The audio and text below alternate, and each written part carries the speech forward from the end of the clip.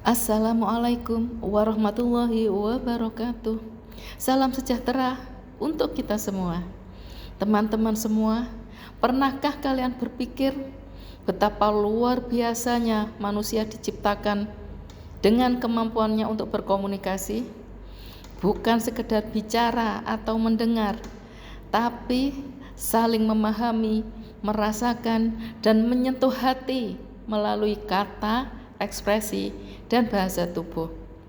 Komunikasi antar manusia bukan hanya soal transfer informasi, tapi juga soal membangun hubungan, menciptakan kepercayaan, menyelesaikan konflik, dan bahkan menginspirasi perubahan. Dalam dunia yang semakin terhubung ini, kemampuan berkomunikasi secara efektif menjadi bekal utama kita sebagai individu, mahasiswa, calon profesional, dan bagian dari masyarakat. Melalui video edukasi ini, mahasiswa ilmu komunikasi mencoba mengangkat kembali pentingnya komunikasi antar manusia dengan cara yang segar, kreatif, dan relevan.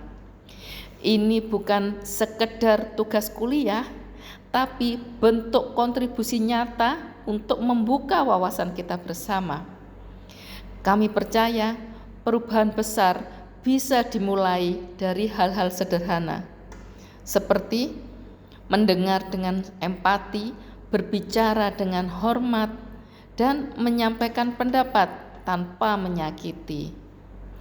Mari kita belajar, tumbuh, dan saling menginspirasi melalui komunikasi yang lebih manusiawi. Selamat menyaksikan, semoga bermanfaat dan membuka hati kita bersama. Salam komunikasi. Apakah Anda pernah merasa diabaikan, merasa kurang dihargai, merasa bahwa diri Anda itu kurang untuk orang-orang di sekitar Anda? Dalam teori sosial, ini disebut dengan atazagorafobia. Banyak sekali para remaja yang mengusung tema kesehatan mental, terutama yaitu fear of missing out ya, atau FOMO. Tapi yang tidak kalah penting adalah juga fear of being ignored atau perasaan takut diabaikan. Karena dalam dunia serba digital ini, banyak remaja, tidak hanya orang-orang dewasa, juga giat memposting video, foto, ataupun konten-konten mereka. Namun kenyataannya adalah tidak semua apa yang mereka usahakan, tidak semua apa yang mereka posting itu mendapatkan tanggapan yang sesuai dengan ekspektasi mereka. Mereka berharap mendapat sanjungan, berharap mendapat pujian, mendapat apresiasi, dan lain sebagainya. Contohnya, ketika Anda bermain petak umpet, teman-teman Anda mencari Anda, dan mereka tidak berhasil menemukan Anda, dan Anda di situ merasa bahwa Anda sudah berhasil untuk mengecoh teman-teman Anda. Tapi bagaimana jika teman-teman Anda itu memang sengaja tidak mau mencari Anda dan tidak mau ingin tahu tentang Anda? Nah, disitulah awal permasalahan yang diangkat oleh majalah Fast Company dalam mendefinisikan atazagorafobia ini. Misalnya, ketika Anda memposting sebuah foto, sebuah video, dan ternyata tidak ada yang komen atau like di postingan Anda, dan Anda merasa bahwa ada yang kurang dengan diri Anda. Jika hal ini terus-terusan menjangkiti diri Anda, itu bisa mengakibatkan kesehatan mental yang serius. Saya rasa kita tidak boleh terlalu keras terhadap diri kita sendiri.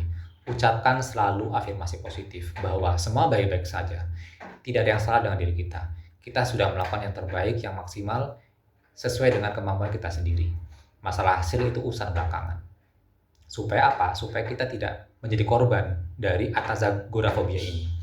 Karena dalam dunia yang serba digital ini, kesehatan mental adalah sebuah prioritas.